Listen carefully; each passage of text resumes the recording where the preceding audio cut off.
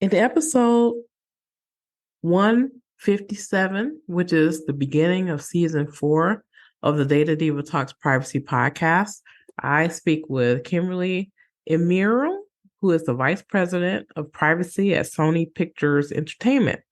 During the episode, I predict that the Biden administration in 2023 will likely do something major on artificial intelligence before the end of 2023.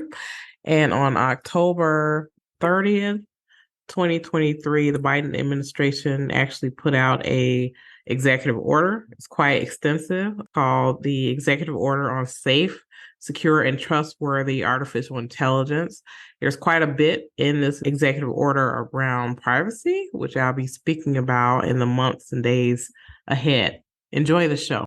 Personal views and opinions expressed by our podcast guests are their own and are not legal advice or official statements by their organizations.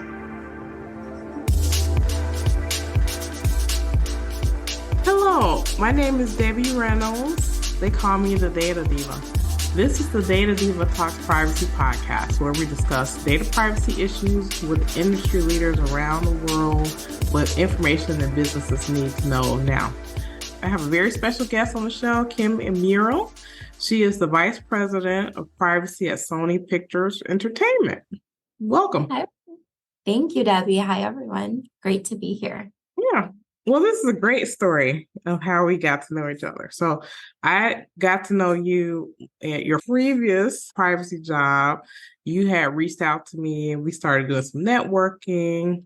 I asked you to help me come on a project and collaborate with me. And so that was for the XRXI Safety Privacy Framework. The XRXI is an organization that works on safety around augmented reality, virtual reality, mixed reality.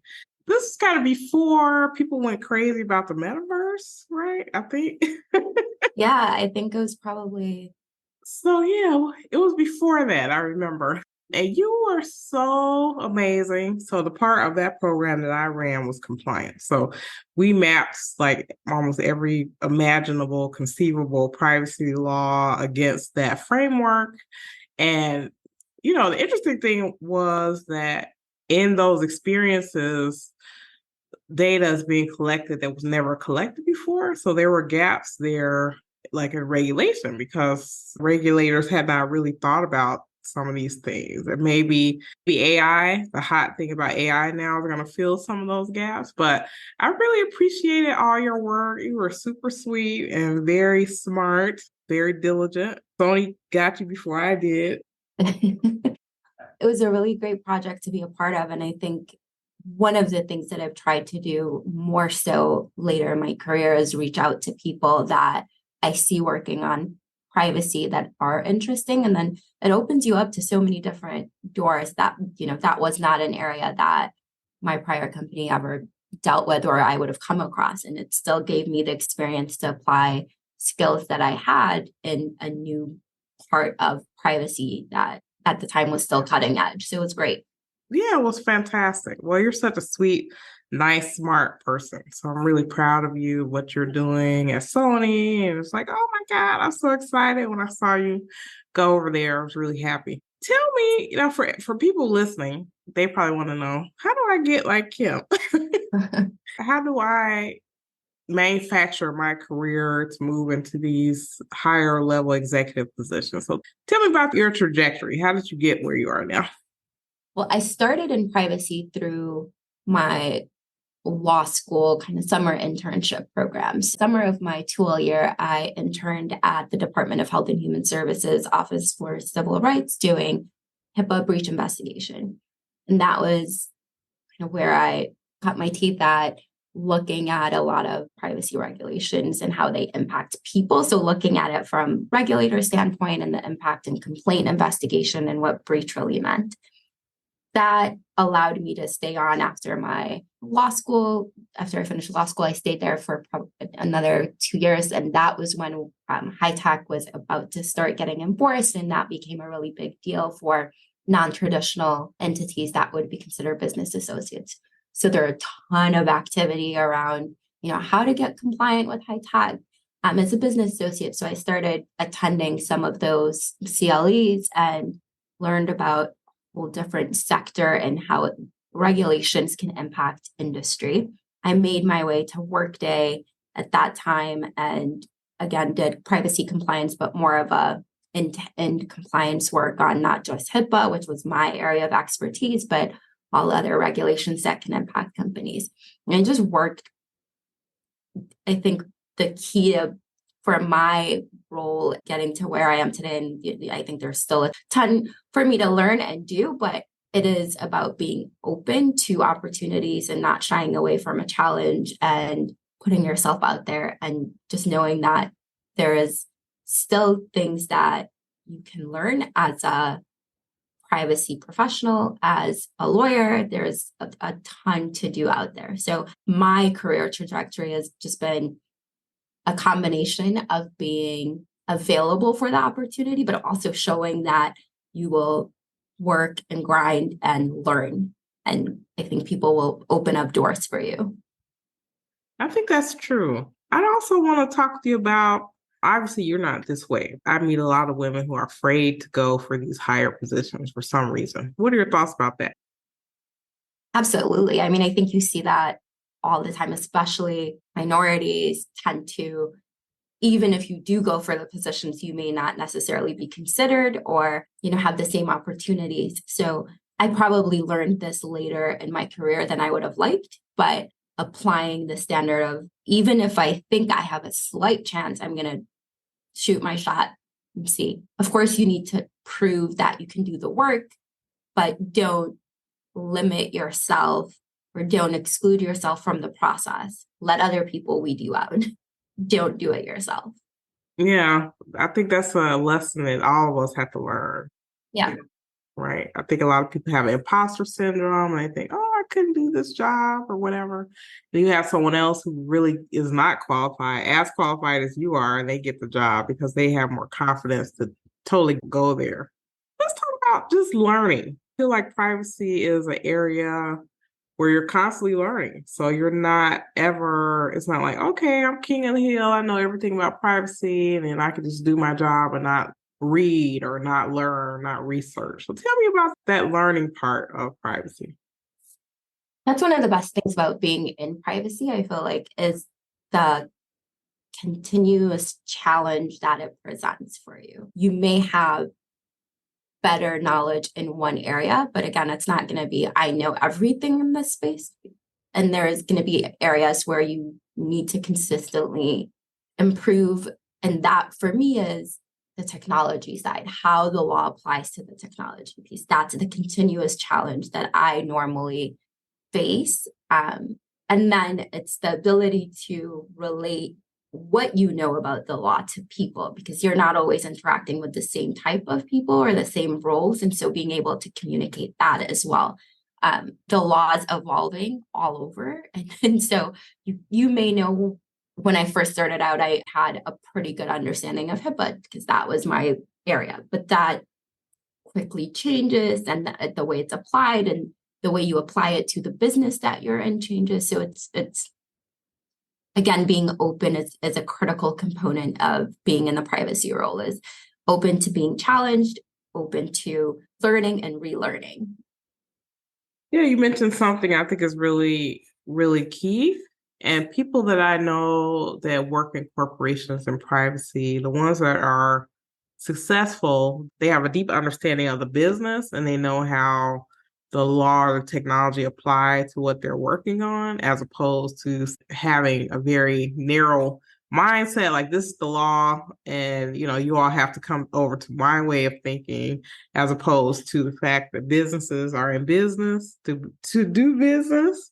And people who are successful, I think, have a deep knowledge and understanding of the business and how they fit in. So what are your thoughts there? Yeah, I think you said it the right way, right? I am, I'm in-house counsel and I've been for a while. So that is my role, is to understand the way in which the business wants to operate and where they're headed, and then figure out a way of doing that in a compliant manner. I'm a business-minded attorney for that reason. Otherwise, you could just get your advice externally, get that memo that tells you here's the, black or white law, then you figure out how to apply it. But when you're in-house, I think you take on a different lens and being able to enable the business to do what they want to do in a way that is compliant. That is the job. Yeah. I want to say I've seen some people approach privacy as if it's the only consideration.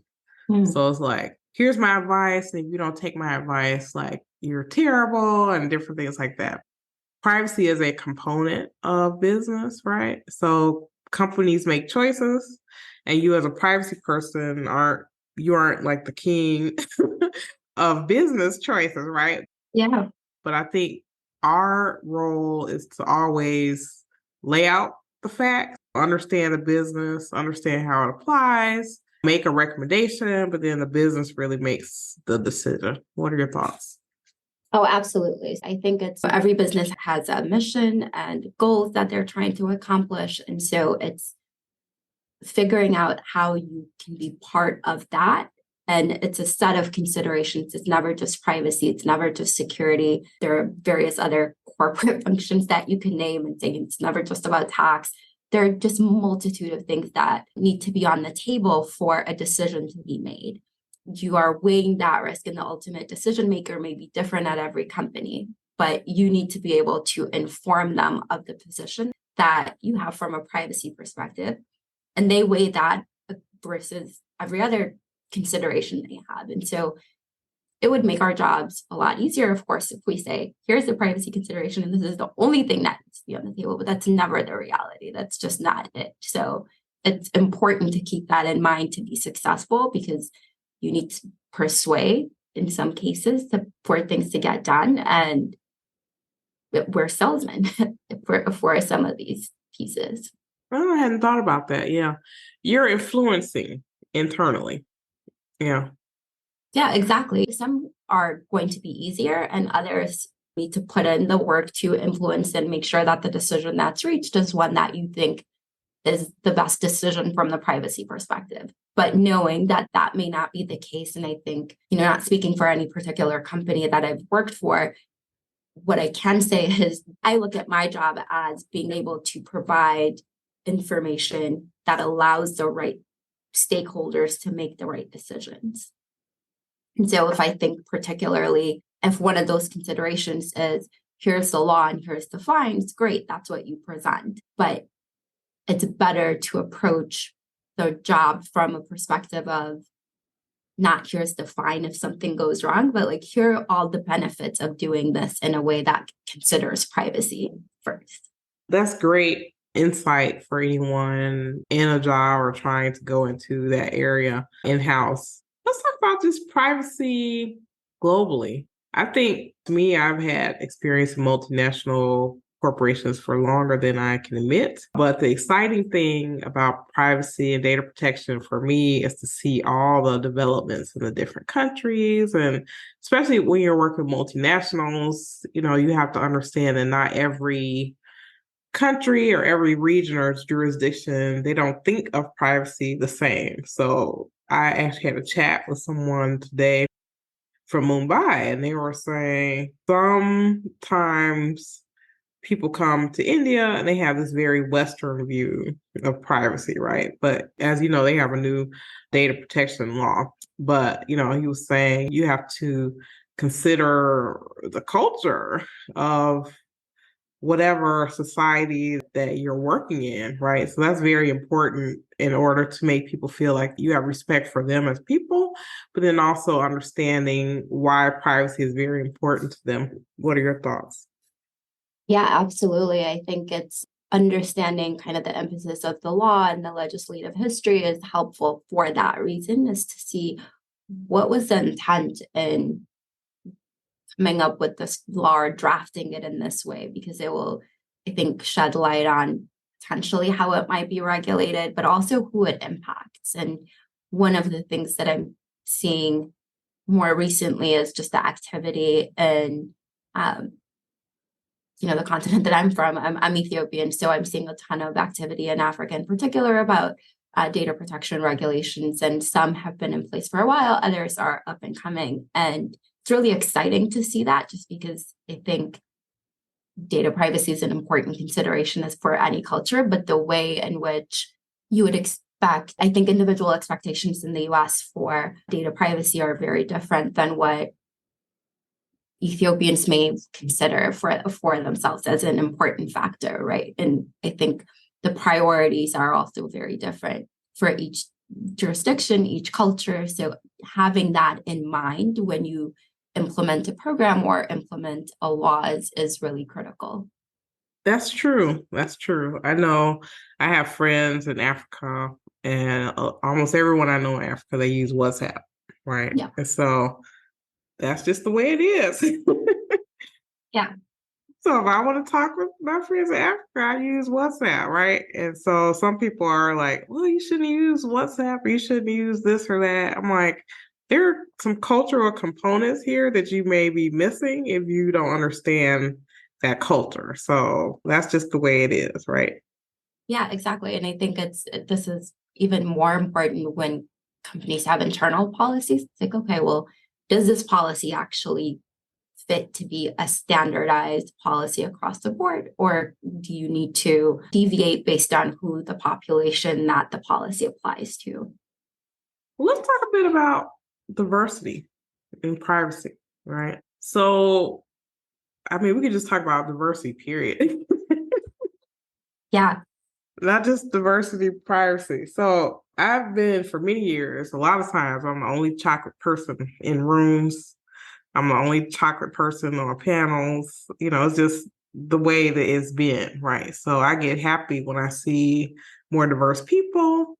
I want to see more diverse people because we need richer perspectives. We need different ways of thinking that aren't the same. So what are your thoughts? Absolutely. I couldn't agree more. I think it is particularly important in this space, given the type of regulations that we see and the potential impact of data collection and processing just broadly as citizens of the world. I think it's really important where we see the impact on just data generally, right? Is we can talk about data collection used for policing, and there's just a ton of impact around, or disproportionate impacts that can take place with respect to minority populations based on data that government uses, doesn't use. Like, I think there's just so many areas in this that we can go into, but in general, having diverse viewpoints has been consistently proven to improve the potential of businesses. So I don't think that's a debatable topic at this point, but it's more around how do you improve that? I think companies may say, we have a pipeline problem. Well, where do you start to address so you don't have a pipeline problem? I think privacy is actually a really, really great field for people to get into, because you don't need to have a particular background to get into that, right? You don't have to be a lawyer, you don't have to be a tech person. I think there's a lot of skill sets that are transferable that you can apply to be a privacy professional. And so it is an easier field, I would say, to get into from that perspective, though I think privacy is generally more of a closed off field in general. I think it's really about networking and figuring how to land your first job. And once you do that, I think you probably have it easier. So I think we as a community need to invest more to make sure that people of color in particular have those initial opportunities. Like when I see junior level positions that say 5-year experience, like, what do you need that for? Like, which junior level position requires a 5-year privacy specific experience? I think it becomes a decision on, are you okay with skill sets that can transfer, or do you need them to have deep working knowledge of GDPR or CCPA or whatever the case may be? I think that's true. I would love to see, and I feel like I'm seeing this more, hopefully, is more of the hiring managers being more involved in that first cut process for people, where they may have a skill that may not have a keyword that came up in an AI system, but there may be something that catches your eye. You say, okay, I can work with this person if they have this or that skill set. Yeah, absolutely. I think people tend to, again, we talked about this at the beginning around women in particular weeding themselves out of the process generally. If you're stuck on those kind of key phrases of privacy experience and not about the skill set, then you tend to weed more people out of that review process. So if you're looking for a person that is analytical because you need assistance in reviewing, PIAs or what have you, like that's probably a simplistic example. I don't know the number of years required in privacy to say if they're doing junior level work. I think it becomes a question for people of, do you need them to have looked at PIAs for several years, or can they have done something else? Can they have been in an adjacent field or a separate field that may have required that attention to detail, that ability to communicate with stakeholders and explain processes and explain or grasp concepts so that they can apply the law by working with counterpart internally that may be more senior. So just being open to that possibility is important to get more people into the field. Yeah, I think that's vital. I feel like anyone who's been in a data field of any type that can add privacy, that just makes them that much more valuable, because privacy and data protection are like a horizontal issue that all companies deal with at some point or another, right? So being able to have those conversations, have those talks, have that view will definitely help you go forward in your career, regardless of what your number one specialty is. But adding privacy, I think, just turbocharges anyone's career prospect in any type of company. Absolutely. I cannot think of a role that does not touch personal information. So being able to say you some background into how you should be handling that data is going to make you more marketable in the future. I want to talk about AI. It's hard not to talk about this, right? Because everyone's going crazy about it. Entertainment, I feel like you're like, yada, yada. AI has been there, done that. A lot of the technology that we're seeing, especially in like video and stuff, is old news, I think, for a lot of the entertainment companies. But because generative AI has like caught on so much attention, and I think it's just because it's been something that has gone out in terms of not company folks, but like regular people being able to put their hands on it and touch it. And so I think organizations that I'm talking to, they're like, we can't ignore generative AI. We can't close the door, pretend like it doesn't exist. We can create policies, procedures. We can like have a statement about how we want to like approach this, and also educating people about the risks. But to me, people take three different stances. So I have one, shut the castle door. We're going to pretend like it doesn't exist and shut it off. Then other people like, we're not going to think about the risk because we think it's a great opportunity. And then I feel like more people are in the middle. They're like, let's come up with a common sense way to do this. Let's educate people about what they should do. Because a lot of people they may see the benefit, but not the risk. And I think that's very true of a lot of technologies, where people are very good at advertising a benefit, but they don't really think at the flip side, right? What are your thoughts?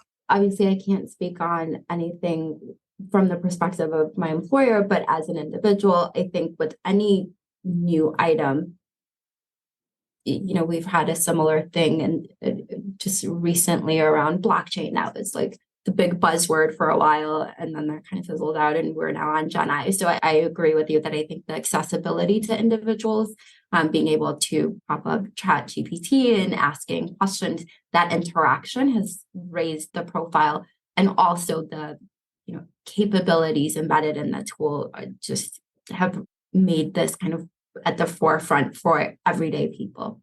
I think in general, having sensible policies is a recommended step for every business or even internal. For me, I would advise my friends to do the same thing, right? Is don't just share everything on anything, not even social media. I think that's just a general policy you should abide by. So I think having similar posture from business standpoint probably makes sense to say, we're going to have a do's and don'ts.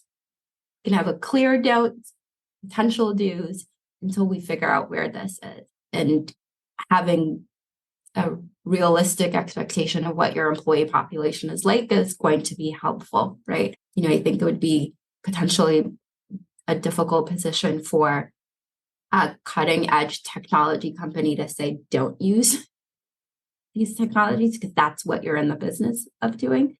It behooves them to have policies around what is potential. But I can also see companies that would clearly say no to things like that if what they're working on or their general population doesn't have the means and rules or experience with prior technology to be able to step into this. Because, like you said, the risk can be so massive. Benefits can also be equally huge, but having that fine line and being able to guide people to figure out what is a proper use and what's improper is helpful. Because otherwise, you're kind of left to your own thoughts about what is okay to do. That's true. That's true. Is there anything in the world that's happening in privacy now that either catches your attention or a thing that you're concerned about? It's something you see like, oh, wow, I don't know if I like this. I mean, I think that as a privacy lawyer, we can always mention just the number of laws that we're seeing in this space that are potentially creating not just hodgepodge of laws that we would need to navigate through, but just from an individual standpoint, like, what is the thing we're driving for? I don't think is becoming clear, right? It's like, what are we protecting against and who are we protecting? I think that can get lost when you have the number of regulations that we do. Yeah. I'll give you my impression and you tell me your thoughts. Yeah. I think the US is the most complex privacy jurisdiction in the world, period. Because we do have this hodgepodge of laws that are continuing to roll out. We have these states that are basically like their own little countries, passing different laws. But I also think there's something unique about the US that makes it that much more difficult. And that is a lot of our laws tend to be very prescriptive, where some of the other laws in different jurisdictions, they're less prescriptive. So, for example, in the GDPR in Europe, they say only keep the data as long as necessary, right? And where the US, they're like, keep the data this amount of time, or put a button on your website that says this, And so I think, even though I feel like some people really want prescriptive, where they're like, just tell us what to do and we'll do it. But I think that is what's creating like an extra layer of complication on the state and federal level for the US. And you probably know this better than anybody because you're like a HIPAA expert, right? HIPAA is like complicated, in terms of all the stuff that you have to do, right? So it's not just protect people's health data.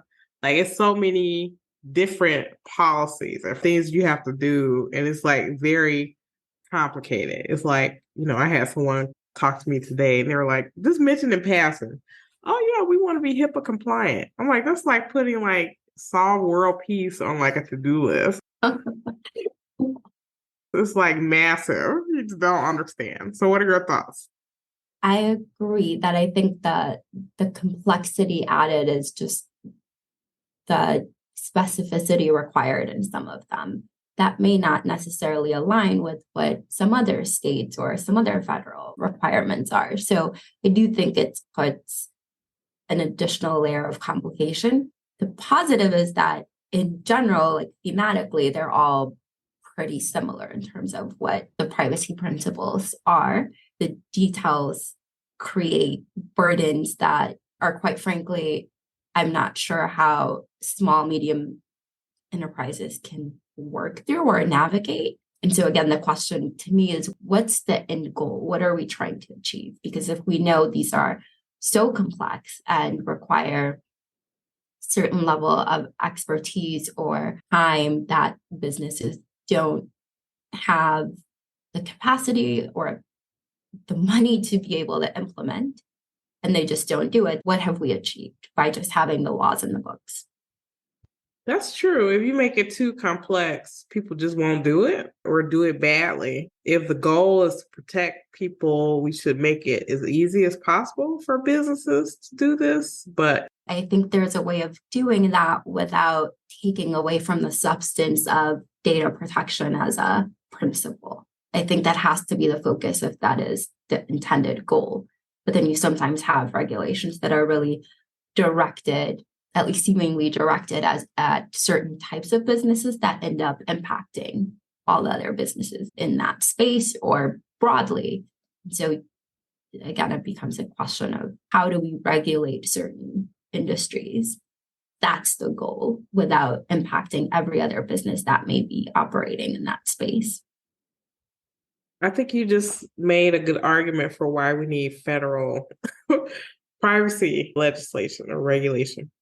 I mean, I think it would be helpful to have something that is consistent and that you can apply and will have a clear goal of what the intended place is. I think we're probably far removed from that just based on the number of states that now have laws. That might be a moot argument, but I don't know. I feel like so in 2023, I think there are 5 major laws on state level that went into effect. In 2024, there'll be at least 12. And that doesn't account the laws that are already in effect. They have enforcement that goes into effect. So I think people are going to start pulling their hair out and they were like, oh, we definitely need a federal privacy law. This is like so hard, So maybe that will push people to have more of a compromise because 2 of the biggest sticking points that we have on federal privacy legislation is private right of action and preemption. And, my view is like, this is a controversial view. I think we should drop private right of action and preemption and just harmonize the definitions across the US. And I think that will get us part of the way there. And maybe we can fight another day about preemption and private right of action. I don't know. What are your thoughts? I agree with you that those are the 2 kind of sticking points that likely delay these, but no idea where this will go. I think it's beyond at this stage, given where the other laws are. My take is what will probably drive federal legislation more than anything else is just the Gen AI piece that will prompt things into action more than what's happening at a state level. But I'm not taking anything to the bank at this point on federal. So. I know I'm not holding my breath there. And you're right. AI has gotten people's attention, has captured people's imagination. We have billionaires on Capitol Hill having meetings with people in Congress. If they wanted to do something, they probably could do something on AI before the end of this session, going into an election year, and maybe privacy can hitch our wagon on that. No. Yeah, potentially, right? To your point, though, I think it'll be really important to have clear definitions that hopefully are consistent with what we're seeing globally. So we are not kind of creating our own lane where it's not necessary to do so. Yeah, yeah. So if it were the world, according to you, Kim, and we did everything that you said, what would be your wish for privacy anywhere in the world, whether that be regulation, human behavior, or in technology? You only get one wish. So You can have more than one. I have people who have like 4 or 5 wishes. you can have more than one. I guess my primary wish, just on an individual human behavior level, is being more conscious about what you put out there, in particular about I have 2 little kids. So in particular, the concept of like sharing is a big deal for me because I think that exposure may not land as well as you may want it to in the future. So that would be one thing that I would just say, be conscious of what you're putting out there. And maybe you still do want to share that picture or item about your kid, but you've at least given it more thought than just the number of likes. That's a good one. That's a good one. I think 2024 is going to be a hot year for child privacy as well. So we see regulators are, ramping up enforcement on existing laws. There are new laws coming into effect. I think it's just going to be a tectonic change for companies, especially with the California law coming into effect in 2024 and enforcement around raising the age of children that are considered children online. That's going to be huge because before, a lot of companies, they were like, check the box and swear that you're over 13 and you go off to the races, right? Where they're saying, okay, now you have to make sure you know the age of the person, have some type of mechanism so that you can show that you've done some due diligence about making sure that you know the age of the person. Companies now are collecting more data than they ever did before. So maybe they have more information. Like if someone says, I'm 8 years old, I had my 8th birthday party, but they say they're over 13. Maybe that's like a red flag for companies. But I think that's just going to change the internet quite a bit within the next year because it's going to be very different for people who are under 18. What are your thoughts? I think you're right. I think the California age appropriate design code is a significant law. But I think I actually brought up that comment more on like human behavior, not even the impact of the laws on companies and how they will have to treat data, right? I think that's a whole separate beast on its own. But yeah, I think children's privacy in general is just something that we haven't grappled with in the same way that as a society, in the same way that we will have to going forward. Yeah, I agree. I think not only parents, people in general just put less stuff on the internet. Yeah, exactly. Just there are some things that you don't need to share. Yeah, right. Exactly. Absolutely. So, well, thank you so much. This has been so much fun. It's so great to see you, and I'm so proud of what you're doing. And, you're such a nice, kind, smart person. And so I know that you'll always be successful in what you do. So it doesn't surprise me. Thank you so much. And this has been really a joy. I love geeking out about privacy with anybody. So I appreciate this. And I do want to just give a shout out to you for being available when I reached out. I think that's such an important thing for people to just, as you climb up, pull up people. So I think you're such a great example of that. So I appreciate that. So sweet. That's so sweet. Yeah. Always happy to chat. I get people contact me from all over the world. If I have time, definitely, Yeah, sometimes you just need a cheerleader, don't you? absolutely. I really does, right? Especially in the field that is the same as you, to see somebody else that looks like you, that, or not even looks like you, but just doing something. You're like, all right, how did you do that? So it's great. Yeah. Well, you're a good learner, you're a good student, you're a good steward of privacy. And, I know a lot of people look up to you and really enjoy the episodes. They want to learn from you. Well, thank you, Debbie. Thanks for having me. All right. Thank you for being on the show. We'll talk soon.